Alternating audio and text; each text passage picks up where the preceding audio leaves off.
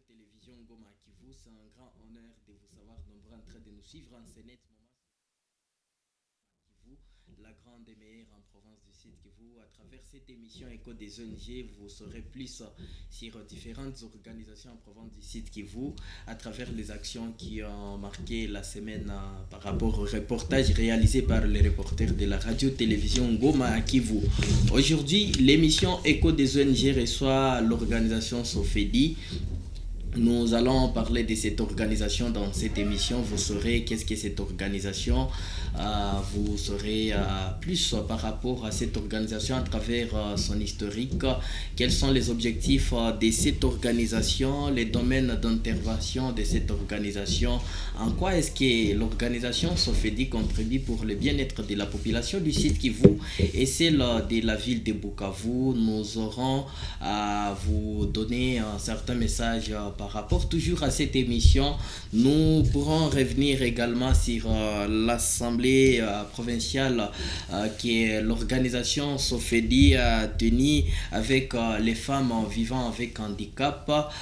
Certainement que beaucoup de personnes se posent mille et une questions par rapport aux femmes vivant avec handicap. Est-ce qu'elles aussi peuvent contribuer à l'amélioration des conditions de vie de la population? Est-ce qu'elles peuvent aussi contribuer pour que la paix règne au Sud Kivu, pourquoi pas sur toute l'étendue du territoire national? Mesdames, Messieurs, nous allons vous parler ample dans cette émission.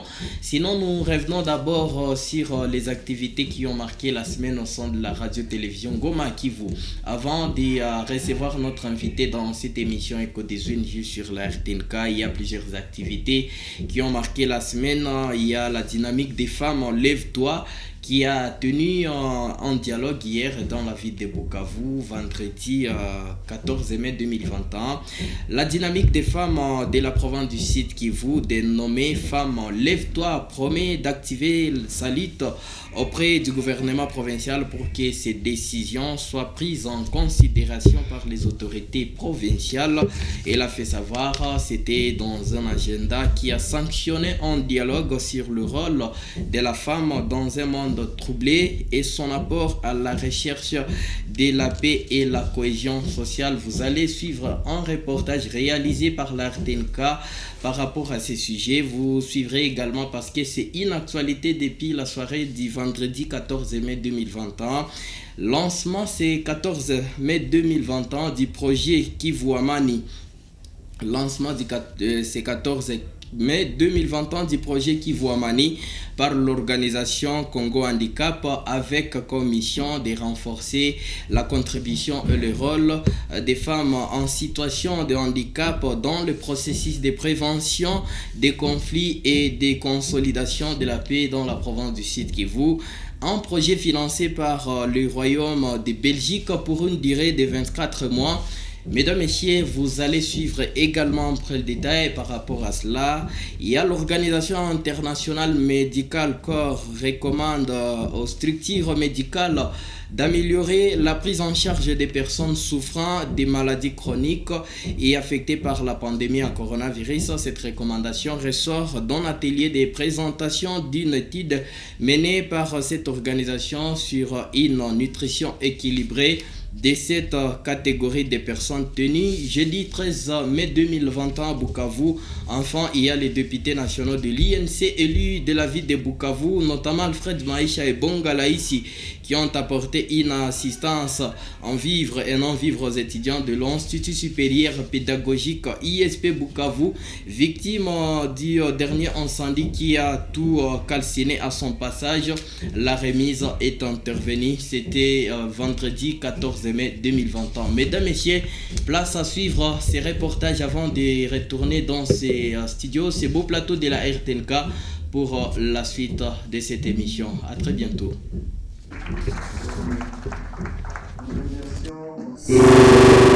communautés des territoires de Mwenga, Fizi, Kabare et Calais de contribuer à la consolidation de la paix et au renforcement de l'unité nationale par le renforcement des capacités des personnes en situation de handicap en matière de prévention et de gestion des conflits pour la consolidation de la paix. Tout est parti d'une cérémonie du lancement du projet en la salle INPP avant qu'une caravane de paix soit tenue dans les 3 communes de Bukavu. De la commune d'Ibanda, passant par Kadutu pour citer à Bagira, Francine Atoshambusa, coordonnatrice de l'organisation Congo Handicap, regrette de voir que la situation des femmes en situation de handicap est alimentée par un certain nombre de contraintes, notamment les habitudes rétrogrades, les bas niveaux d'instruction, l'impunité et l'injustice.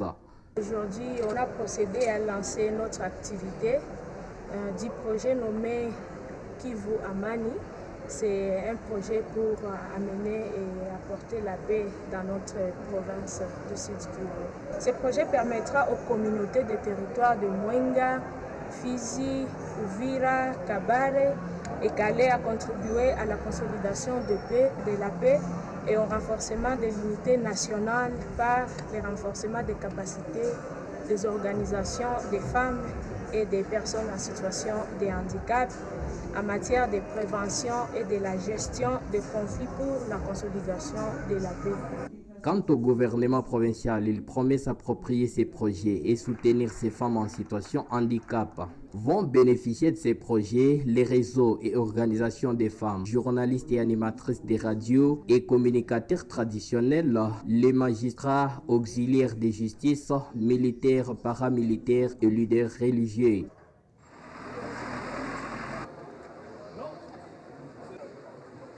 Des matelas ainsi que des savons comme nos vivres, des sacs de riz comme vivres. Cette assistance des 2 élus du peuple, notamment Alfred Maïcha et Bongala ici, est venue répondre à un besoin pressant et des étudiants et de l'institution. Pour Octave Zaïnda, un cadre de l'UNC Sud Kivu, ce geste est aussi une meilleure façon de participer à la souffrance de ses étudiants. Un moment douloureux qui traverse ces derniers qui a touché le cœur de ces 2 élus du peuple de la ville de Bukavu, Bongala ici et Alfred Maïcha. Après avoir appris cette information, ils nous ont dépêché ici pour venir non seulement s'imprégner de la situation, mais aussi déposer quelque chose qu'ils ont trouvé. Parce qu'en tant qu'Africains, ils ne pouvaient pas nous envoyer, mais réduire.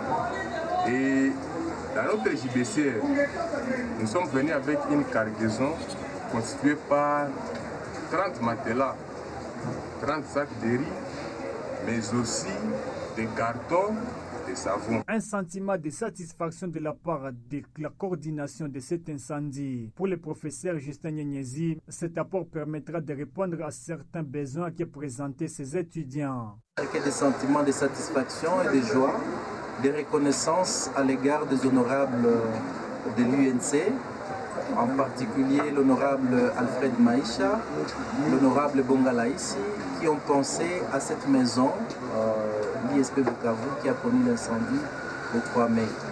C'est vraiment un ouf de soulagement. Nous sommes très contents parce que les étudiants vont se sentir aimés et aidés par les gens qu'ils ont élus. C'est vraiment un bon sens de responsabilité. Au stade actuel, plus de 150 étudiants sont touchés par ces sinistres. 19 parmi eux suivent les soins dans différents centres de santé de la ville de Bukavu.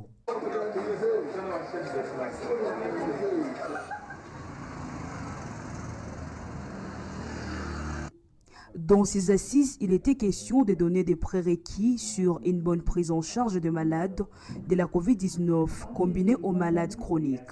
Pour International Medical Corps, le malade souffrant de coronavirus doivent bénéficier d'une meilleure nutrition, mais aussi des soins appropriés, surtout dans le contexte humanitaire africain.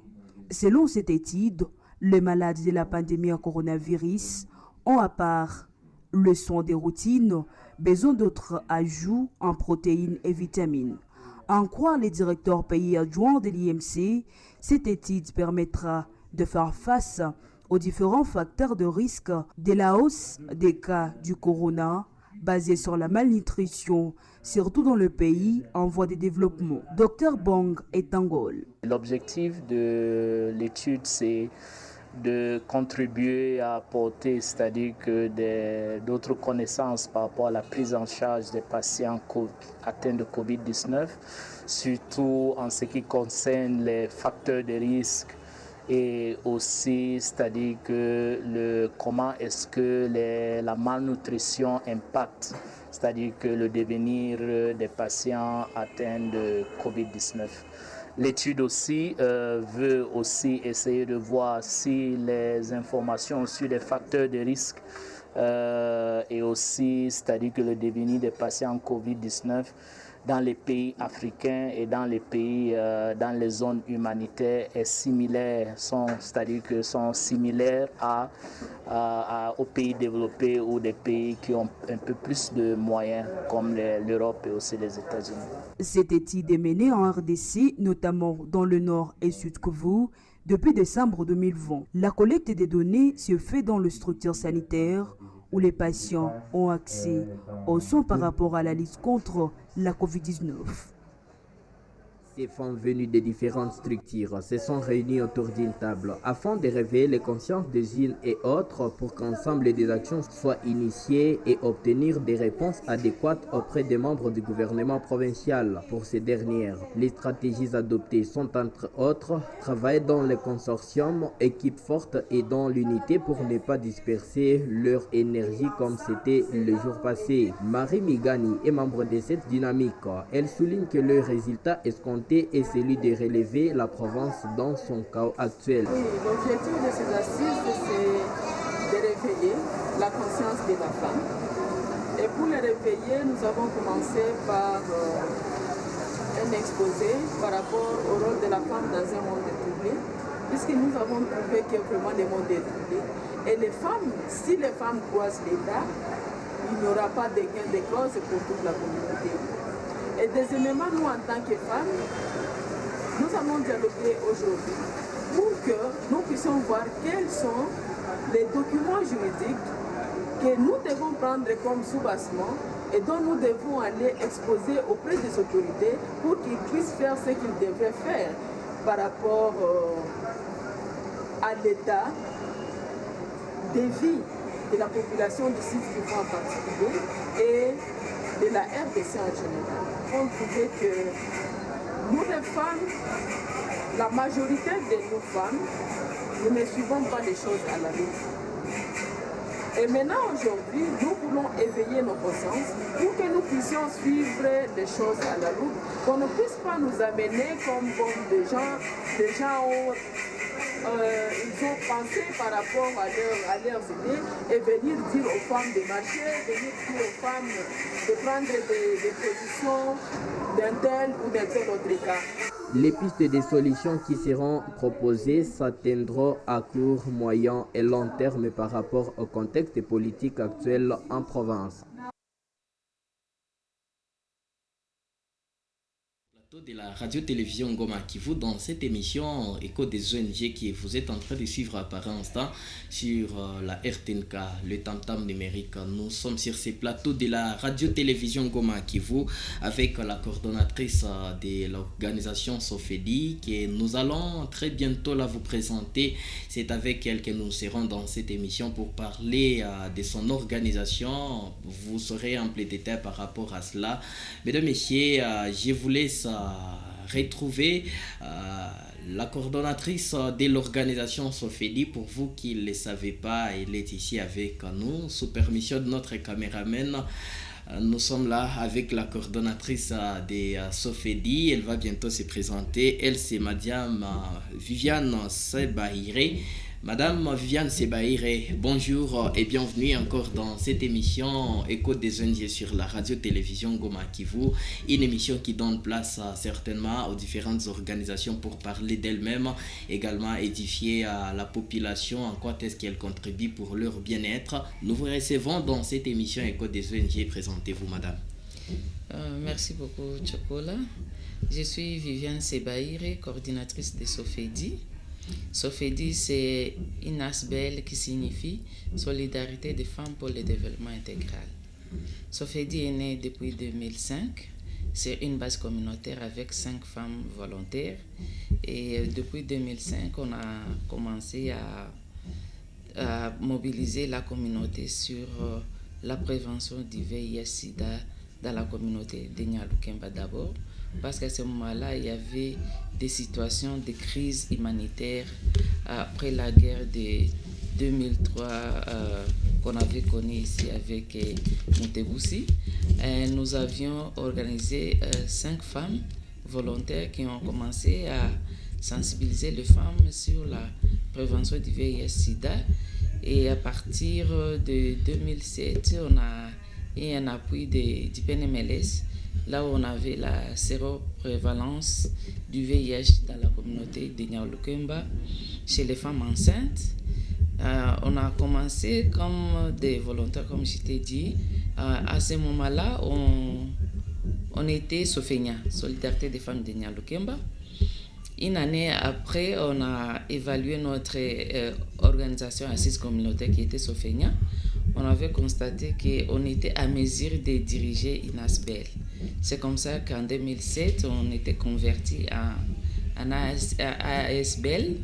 Et comme on avait commencé à mobiliser des fonds, et le premier fonds était venu des Juifs américains, qui nous a soutenus pendant 5 ans, mais pendant ces temps-là, on avait trouvé d'autres opportunités. Aujourd'hui, on continue à évoluer dans des thématiques, santé et mine. Dans la santé, il y a la lutte contre le VIH, la tuberculose et la santé de la reproduction. Actuellement, on met l'accent sur la santé de la reproduction. Dans la santé de la reproduction, nous sommes dans les plaidoyers, dans la mobilisation communautaire et puis à l'accès aux services. Dans les plaidoyers, nous avons introduit ENEDI, c'est la santé de la reproduction, en mettant l'accent sur la dépénalisation de l'avortement en cas de viol, d'inceste, et si la grossesse met en danger la vie du fœtus ou de la mère. Et pour ce qui concerne la mobilisation communautaire, nous avons mis en place 3 centres conviviaux de jeunes qui ont intégré des centres de santé étatiques.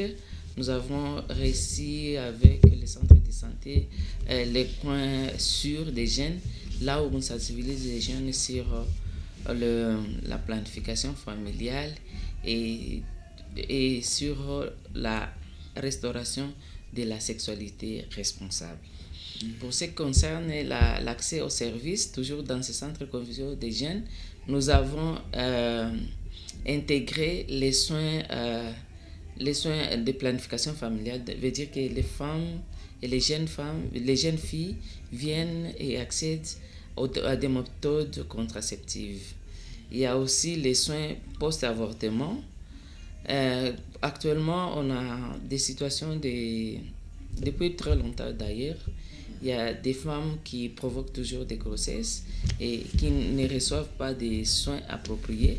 Mais avec ces 3 centres conviviaux des jeunes, nous avons des prestataires de soins qui les font gratuitement et bon. Oui, donc que la femme puisse se retrouver en meilleure santé après. C'est ça qui est, sans qu'il y ait des problèmes pendant son accouchement.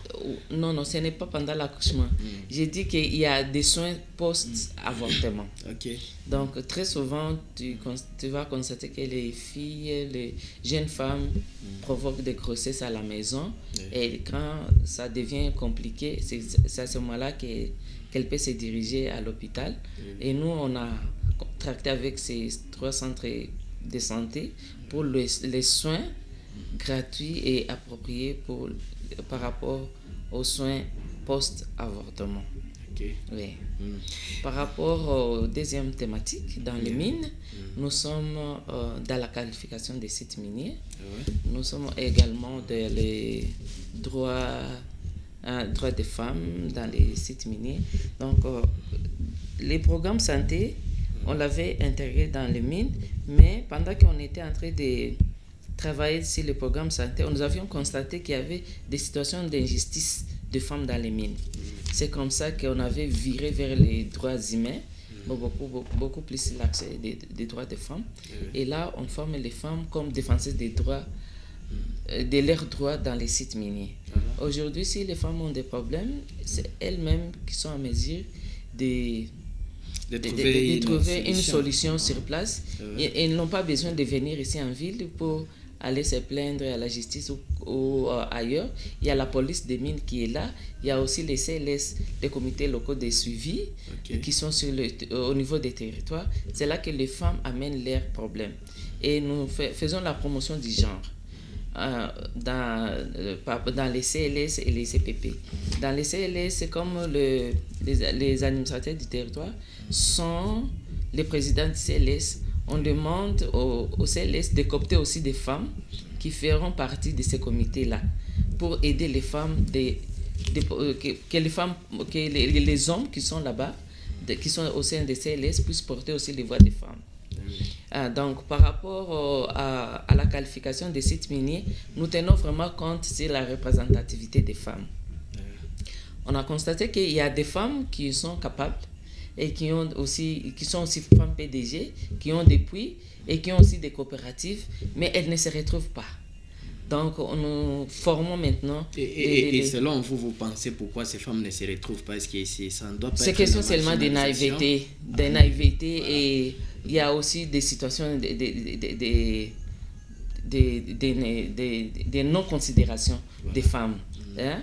Les femmes pensent que si elle est responsable d'une coopérative, elle doit rester seulement quelque part en train de voir comment est-ce que la coopérative fonctionne, mais la femme doit aussi fournir ses efforts, mobiliser les créateurs, de les sensibiliser sur l'existence des coopératives et l'importance des coopératives et qu'est-ce qu'on gagne dans des coopératives. Les femmes doivent être là devant, en train de parler devant les créateurs, mais la plupart des fois, tu vas trouver une femme qui porte une coopérative, mais très souvent, ce sont les hommes qui organisent des réunions, des activités en rapport avec la coopérative, mais elles-mêmes n'étaient pas la coopérative à la main. C'est ça, oubliant que les femmes aussi peuvent mieux faire que les hommes. Ben oui, on a constaté qu'elles font bien par rapport à leur représentativité maintenant.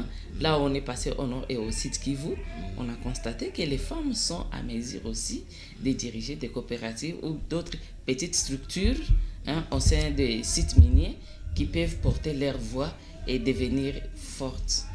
Merci. Ça, c'était vraiment les domaines d'intervention de l'organisation Sofedi. Mais vous pouvez également passer en direct, chers téléspectateurs et téléspectatrices, à travers les 09 95 82 00 84, 09 95 82 00 84, 085 93 92 784. Là, vous nous envoyez un message, soit vous appelez pour passer en direct, question de poser différentes préoccupations à travers cette émission. Vous êtes en train de nous suivre, j'espère bien, et vous allez intervenir pour ce qui vous attire beaucoup plus dans cette émission Écho des ONG. Vous nous parlez, Madame Viviane, des domaines d'intervention de l'organisation Sofedi, mais en quoi la population bénéficie dans tout cela? Bon, la population bénéficie de Sofedi parce que Sofedi a initié un édit sur la santé de la reproduction. Comme tu le sais, nous sommes une province à post-conflit, mais avant on était vraiment en conflit. Nous avons connu des situations d'atrocités ici et les femmes étaient les premières victimes. Nous avons connu des femmes qui ont eu des grossesses ici du viol. Aujourd'hui, il y a des enfants qu'on appelle les enfants ici du viol. Est-ce que ça sonne bien à l'oreille? Ça ne sonne pas bien à l'oreille. C'est pas tout le monde qui capte bien ça. Alors, pourquoi est-ce qu'on avait initié cet édit? Parce qu'on a fait aussi des études, des petites enquêtes. On a constaté qu'il y a des personnes qui ont violé des femmes ici à l'est de la RDC et qui ont osé rentrer ici pour demander des enfants qui sont laissés. Alors, sans qu'ils soient punis, sans qu'ils soient... Si le gouvernement avait déjà ratifié le protocole, de Maputo, mais il ne l'avait pas encore publié sur le journal officiel comme aujourd'hui. Si le protocole de Maputo était déjà publié sur le journal officiel et qu'il y avait des normes et directives sur l'avortement en RDC, les personnels soignants allaient aider toutes les femmes là, victimes de violences sexuelles, à expulser ces grossesses, et ces bourreaux ne pouvaient pas revenir en RDC pour réclamer leurs enfants. Et on a beaucoup discuté avec les chefs coutumiers, les responsables religieux, comme ils sont aussi victimes de ces enfants ici du viol. Une femme qui ne veut pas l'enfant qui est ici du viol, il va les déposer à la chefferie chez les Moamis. La personne peut aller déposer l'enfant à la paroisse, c'est pour dire que la paroisse, vous êtes... que la paroisse se préoccupe de cet enfant. Oui, que la paroisse se préoccupe de cet enfant. Vous êtes les religieux, vous êtes les enfants dédiés. Je vous donne aussi un enfant dédié qui va évoluer avec vous. Tu vois, des choses comme ça. Alors, non, on a mis l'accent sur l'accès à l'avortement en cas de viol et en cas d'inceste, et si la grossesse met en danger la vie d'une femme. Ici, à l'est de la RDC, à Bukavu, au sud Kivu, nous avions aussi constaté que pendant les conflits armés, il y a des bourreaux qui exigeaient aux parents de coucher avec leurs enfants. Soit on demande à la mère de coucher avec son fils, soit on demande au papa de coucher avec sa fille. Ça fait quelque chose d'inceste. C'est un inceste. C'est un inceste vraiment, parce que c'est inconcevable. C'est inconcevable. Ça ne peut pas se passer dans l'oreille convenablement. Ou bien on demande à un garçon de coucher avec sa petite sœur, et si ça donne une grossesse, qu'est-ce qu'on fait? On va dire que c'est l'enfant de mon frère, ou c'est l'enfant. C'est ça. L'enfant, tu lui diras que c'est l'enfant ne saurait même pas se situer. Donc l'enfant ne sait pas se situer. C'est pour cette cause-là qu'on a dit que nous, on met l'accent sur les cas de viol.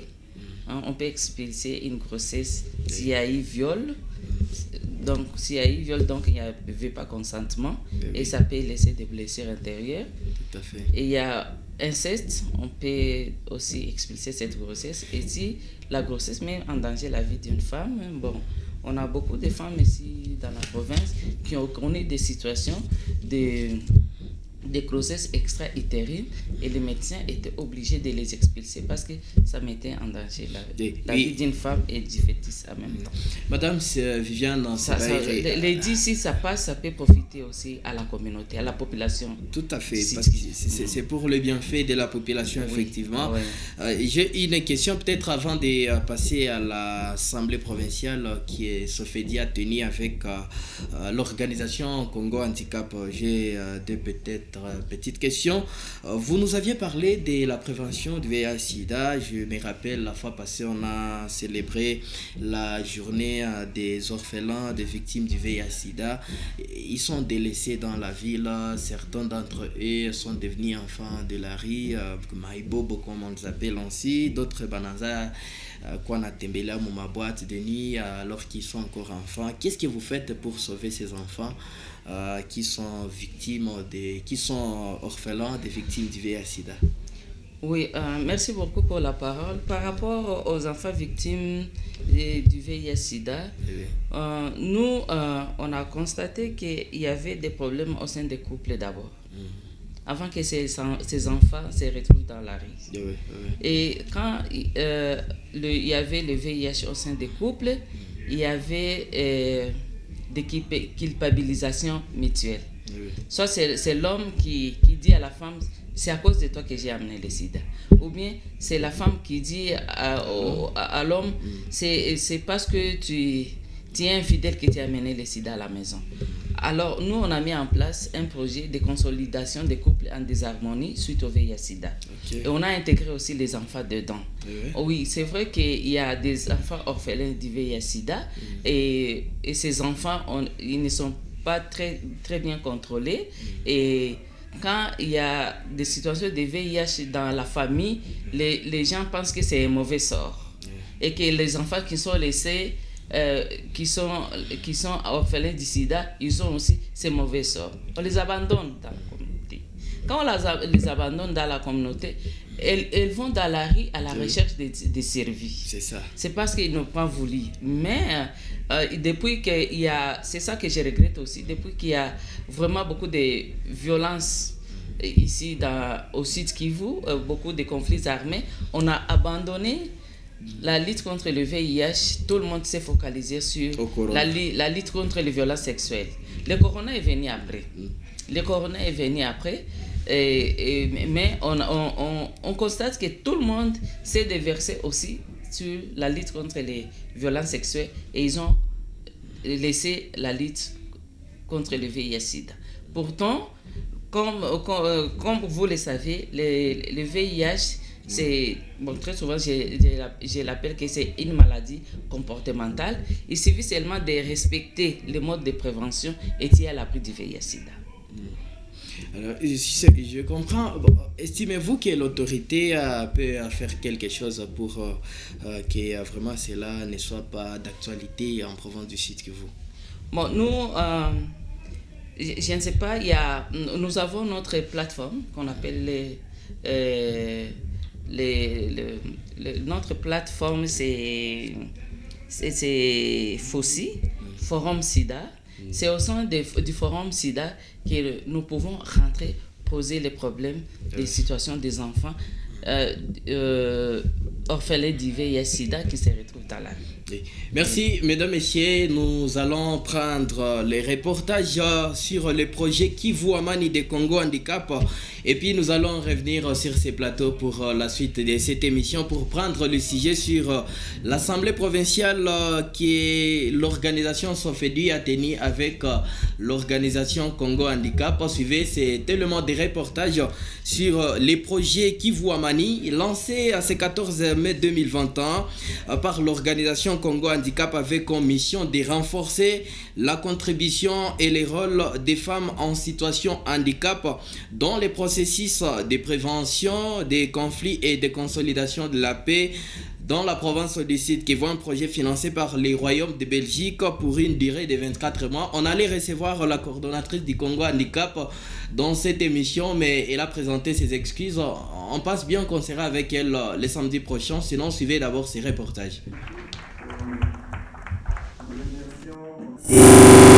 Aux communautés des territoires de Mwenga, Fizi, Kabare et Kalehe de contribuer à la consolidation de la paix et au renforcement de l'unité nationale par le renforcement des capacités des personnes en situation de handicap en matière de prévention et de gestion des conflits pour la consolidation de la paix. Tout est parti d'une cérémonie du lancement du projet en la salle INPP avant qu'une caravane de paix soit tenue dans les 3 communes de Bukavu. De la commune du Banda, passant par Kadutu pour citer à Bagira, Francine Atoshambusa, coordonnatrice de l'organisation Congo Handicap, regrette de voir que la situation des femmes en situation handicap est alimentée par un certain nombre de contraintes, notamment les habitudes rétrogrades, les bas niveaux d'instruction, l'impunité et l'injustice.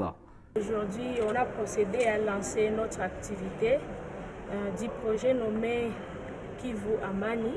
C'est un projet pour amener et apporter la paix dans notre province du Sud Kivu. Ce projet permettra aux communautés des territoires de Mwenga, Fizi, Uvira, Kabare et Kalehe à contribuer à la consolidation de la paix et au renforcement de l'unité nationale par le renforcement des capacités des organisations des femmes et des personnes en situation de handicap en matière de prévention et de la gestion des conflits pour la consolidation de la paix.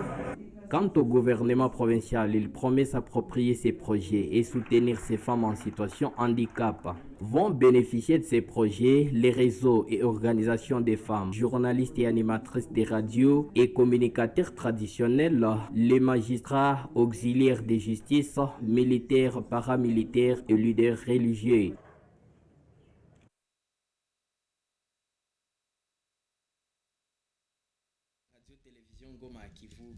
Dans cette émission Écho des ONG que vous êtes en train de suivre en ce net moment, l'émission Écho des ONG qui reçoit ce week-end l'organisation SOFEDI. Entre-temps, je rappelle que vous pouvez suivre cette émission sur YouTube.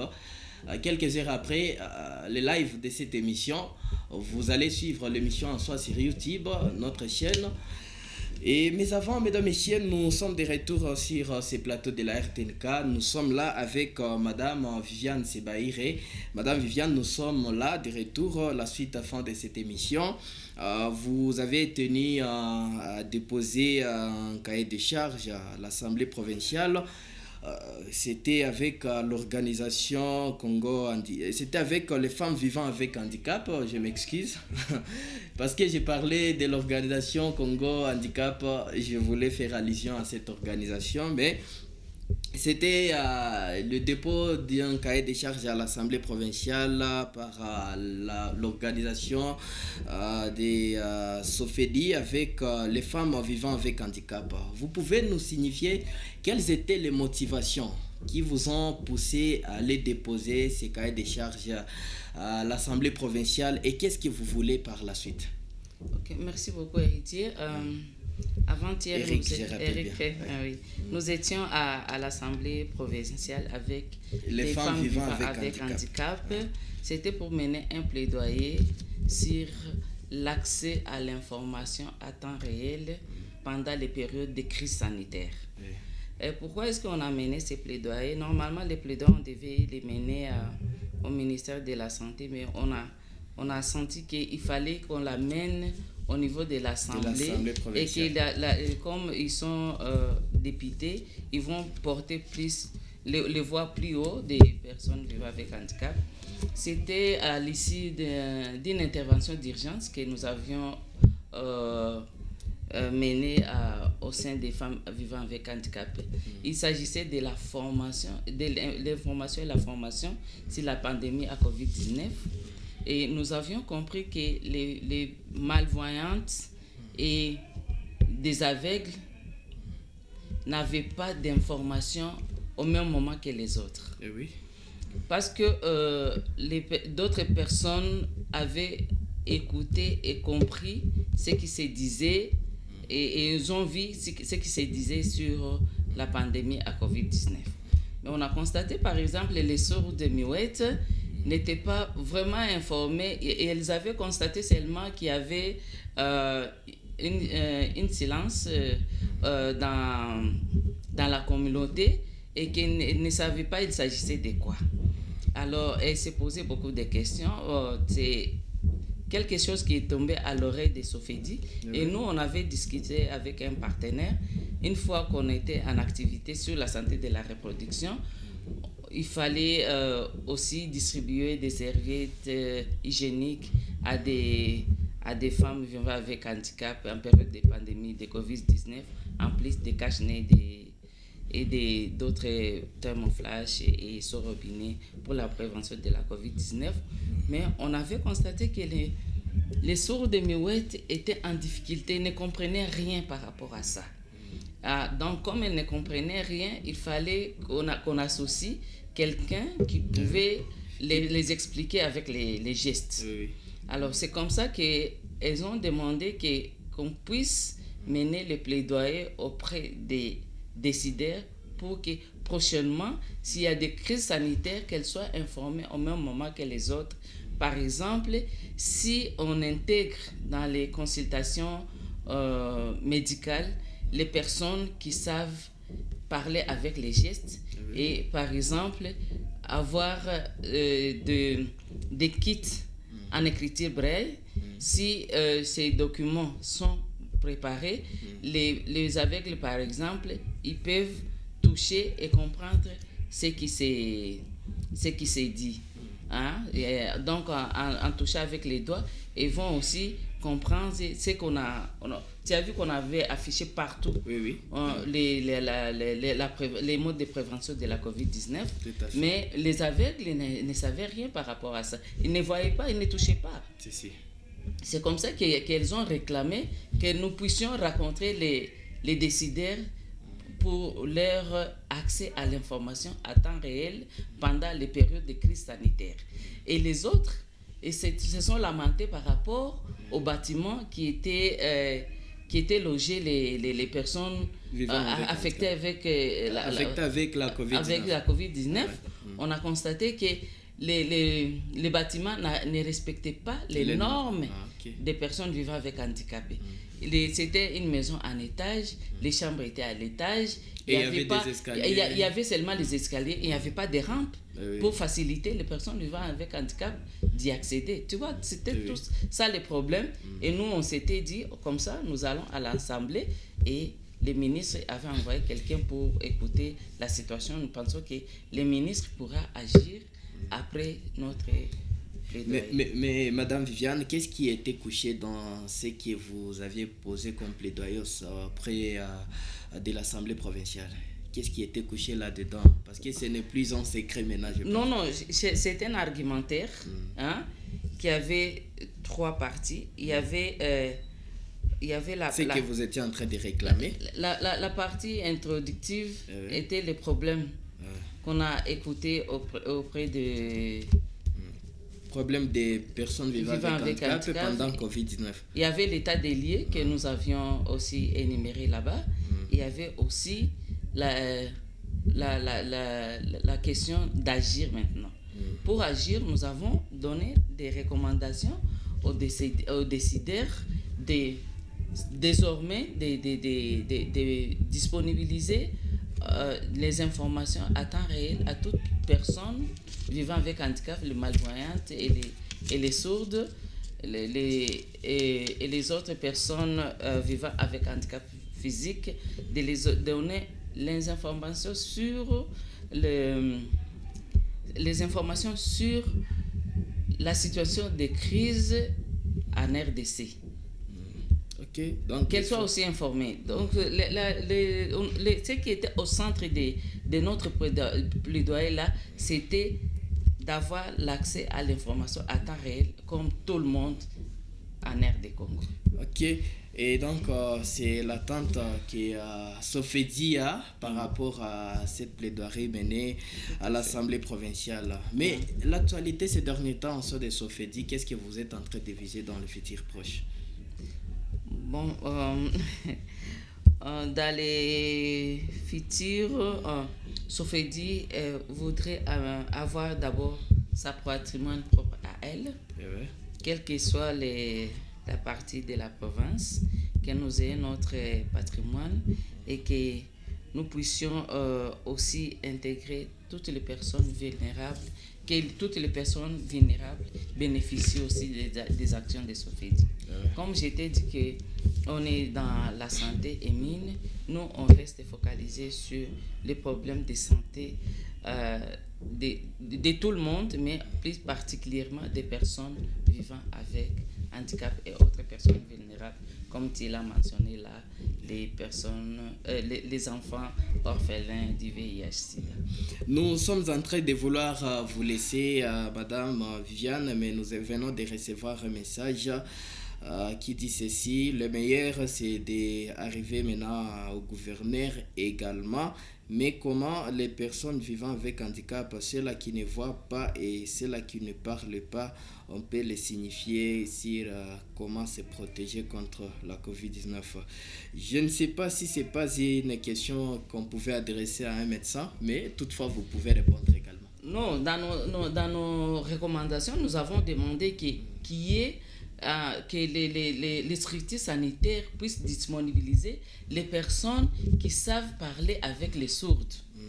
Il y a aussi des formations ici sur l'industriel, des personnes qui savent parler avec des sourdes. Si les personnes là sont nombreuses dans la province, et on peut les intégrer aussi dans les cliniques, dans les hôpitaux, pour faciliter l'échange entre la personne qui est en difficulté sanitaire et les personnels soignants.